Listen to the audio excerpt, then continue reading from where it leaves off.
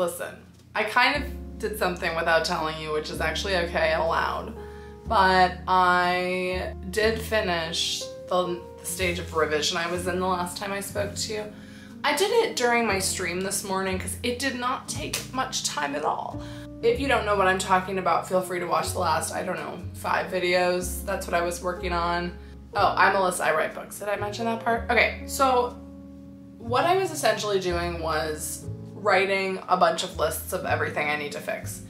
And upon doing that, I think I mentioned this briefly in my last video at the end, I realized I need to visually see this book, like the plot of it. And I am not a visual learner. Like, I have never really needed that, but I need to lay it all out. And I think visually is going to be the easiest way to do it. And so I have 3 surfaces to use. And I'm trying to figure out exactly how and where and who and what and why to put on there, you know? So I have my wall, like, sheet of whiteboard paper, you know? That's always on my wall. That's pretty big. So I have that. I have a smaller whiteboard that's like yay big, you know? And then I bought this, it's not cork, it's like linen. It's like a linen board. It's like a cork board. And I have like tacks and paper to do, like, physically. And so I'm really trying to figure out what's going where, because I know for sure a couple things I know I want is I think I'm gonna use the smaller whiteboard for this. Is just like at a glance, here's all the chapters in the book and like a brief summary of what happens in them, so that I can use that as a reference when making an outline. So that's one thing. I also would like to map out the crime, specifically like what happens, what everybody knows, how everything is connected, like what everybody knows, what everybody wants to happen, what happens, how people figure things out, what people's motivations are. Like there's a lot that I want to know. And then I also I need to make a timeline of events, which is kind of the same thing, if I think about it, as like what happens in the book, you know, like what happens in the crime. A timeline would exist in the same way. What I'm leaning towards right now is using my big whiteboard as sort of a timeline. So one column will be sectioned out like before the book, the chapters of the book, after the book, and then have a column of like what the police are doing, what the baddies are doing, and then there's actually a few people who I want to know what they were doing at all points of the crime. Let me try to count and see if that's a reasonable number of people to track. It's about 6. It's about 6 people that I want to track what they know and what they were doing and what their motivation and goal is. I kind of wish that my whiteboard was the other way. Anyway, so come with me to make all of these visual resources. I don't know exactly how much I'm gonna show you, but I think I'm just gonna use like code names and acronyms for things so that it doesn't spoil things, and I'll blur out when necessary. And then I'm thinking on my linen board is like mapping it out just in a different way, so like how everybody connects to what is happening. And that one might just be a reference. Like I think the timeline is really where everything's gonna come together. So yeah, that's what we're doing in this video. Late, goodbye.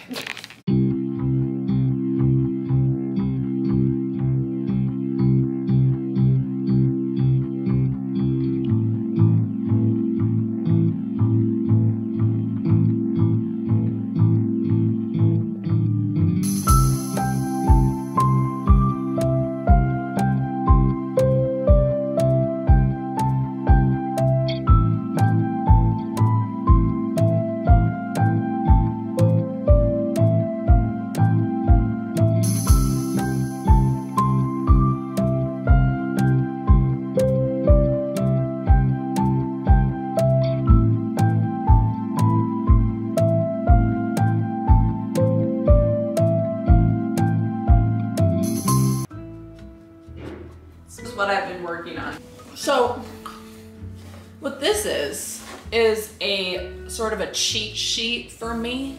So I have every chapter with like a little sentence about what happens in the chapter. And then in this column, I've marked where in the Save the Cat structure it lies. So here I have chapter 1, and then a little sentence about it, and whose perspective it's in. And then it's the opening image, and then it's the setup. So it all, and the colors I broke down by act. So act 1 is this sort of maroon. Act 2 is the green, Act 2 part 1 is the green. Act 2 part 2 is the blue, and then Act 3 at the very bottom, there's a little bit of it, is the red. So I don't anticipate this being something that I like update very often. It's just like something for me to reference at a glance, which I actually end up searching this out often. So yeah, that's this thing. So that's one of my whiteboards filled. I think I'm gonna do, I can't decide what I'm gonna do next, but I'll let you know when I figure it out.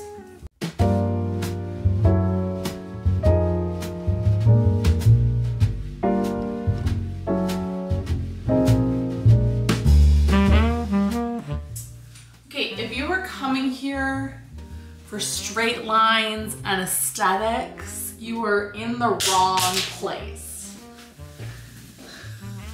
This is about function and utility. I'll try to fix it when I can, but this is what you're getting, okay? This is so overwhelming. Like, I don't know half of this information. It's fine.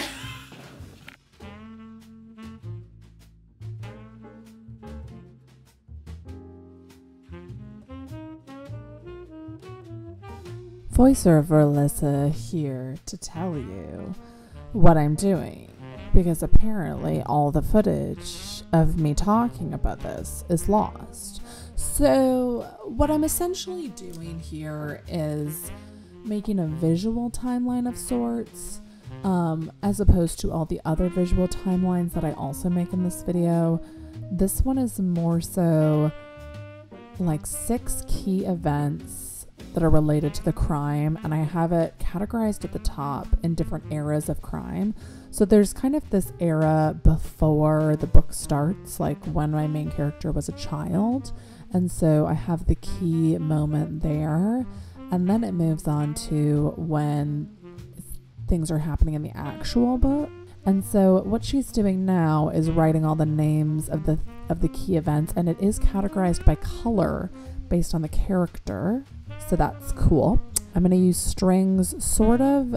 I'm using this as a playground of sorts. Like I can go through and like mock out scenes and chapters on this board. So it's not that I necessarily need to have it one way and keep it that way for the whole time.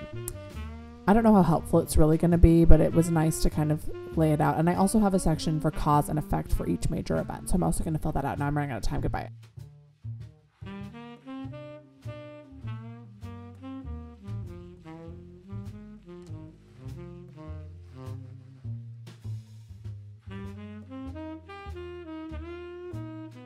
Hi, good morning. It is Saturday. So let me catch you up.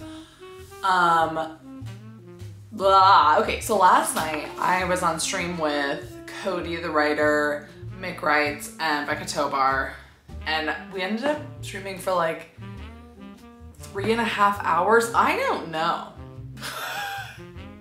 And in that time, it was funny, I was saying on that stream that I feel like with my revising, I just keep rewriting the same thing in different categories, but I actually think it's super helpful. So let me explain what I mean.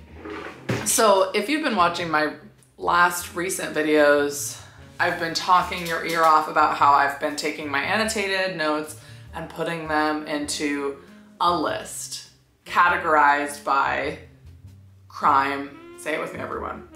Crime, relationship, character, plot holes.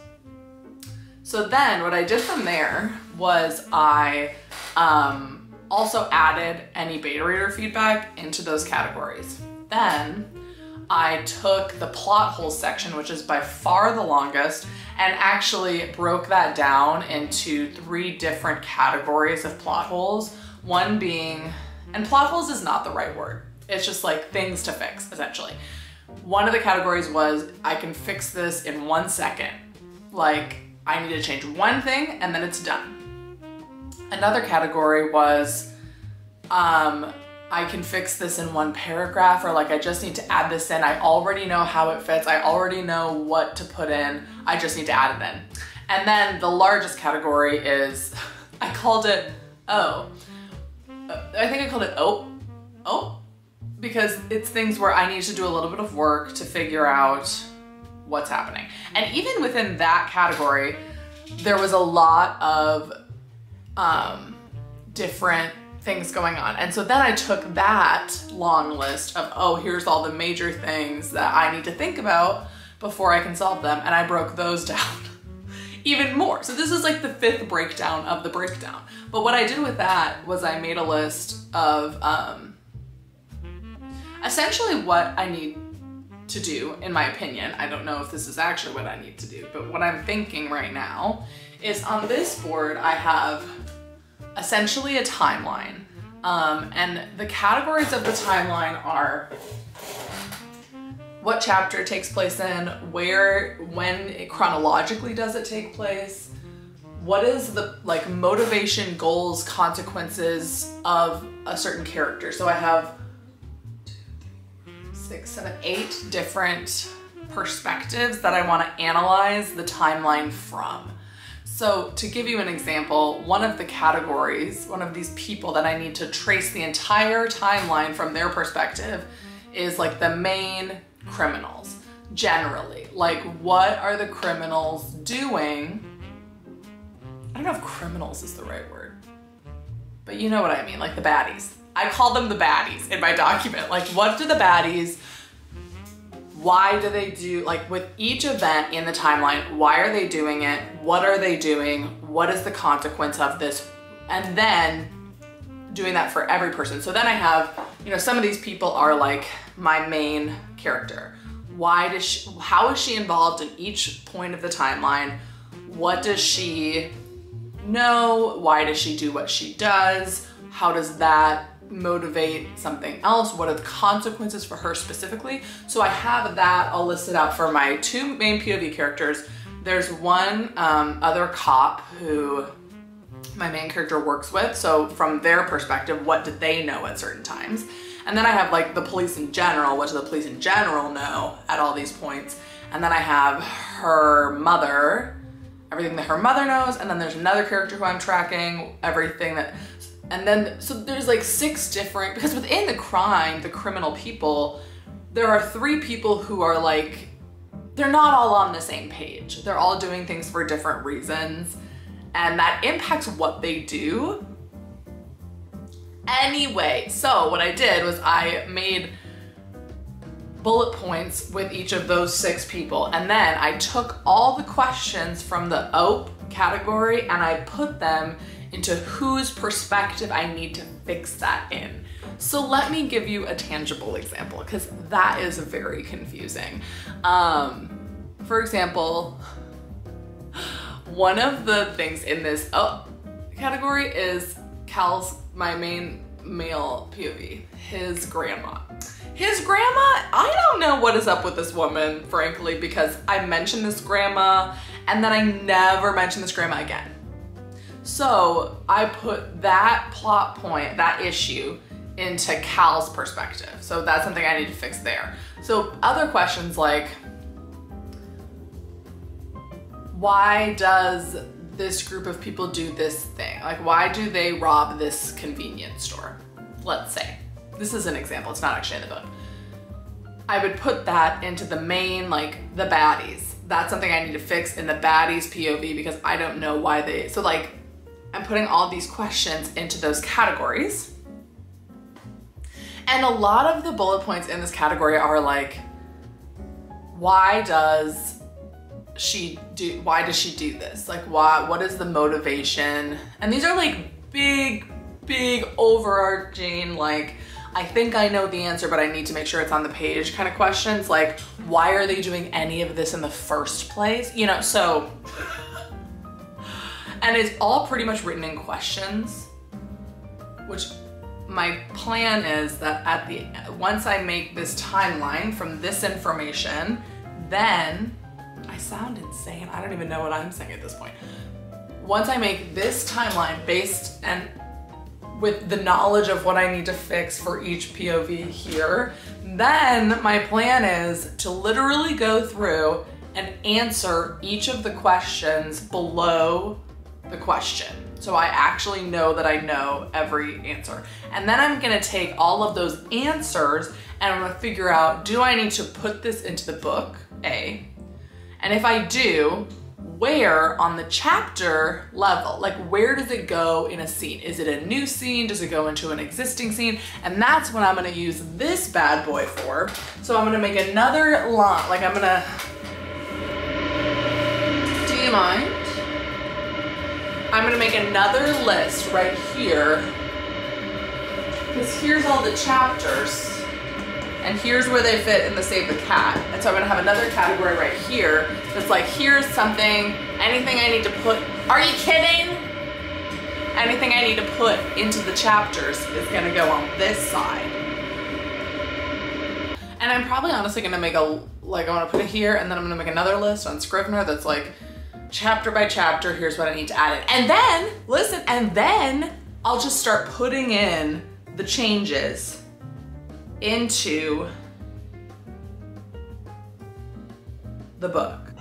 So I'll start with all the easy fixes, and then I'll do all the like one sentence fixes, and then I'll get into all of these fixes from the board. And then I have to look at my original revision list again to see if there's anything, because this is like truly just about the crime, like at this point, which is that's the main revision I need to do anyway, but there's like, there are a couple other things I need to fix too that are not as big of a deal. And then once I do that, I'm gonna do a line edit.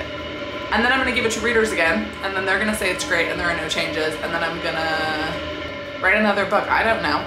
But I feel like I'm going insane. But at the stream last night, I got through pretty much all of that categorizing, and it does kind of seem like overkill. Like at this point, there are 6 different documents. My word, what are you doing out there? Hey everyone, voiceover Alyssa's back to close out this video. I recently discovered that I could do voiceover, so prepare to be sick of me. Anyway, here you see Alyssa really going for it. She is tracking, isn't she? She is writing a lot of words. She also has not made very much sense through the entirety of this video, so if you happen to keep track of everything, comment down below a magnifying glass emoji. And if you are so confused you have no idea what she's doing, if you're feeling that sort of way, comment down below a skull emoji. Yeah, so she's just going to continue to write out the timeline of literally everything. But yeah, that will bring us to the end of this video. Again, I'm not very visually inclined, so I'm so sorry if the lines were not as straight as you were hoping. I will have a video out very soon, and also I'll be live probably 77 times this week, so check out the schedule. You can just hit subscribe and hit the subscription page to see when I'm going to be live. But I will see you in the next one. Bye!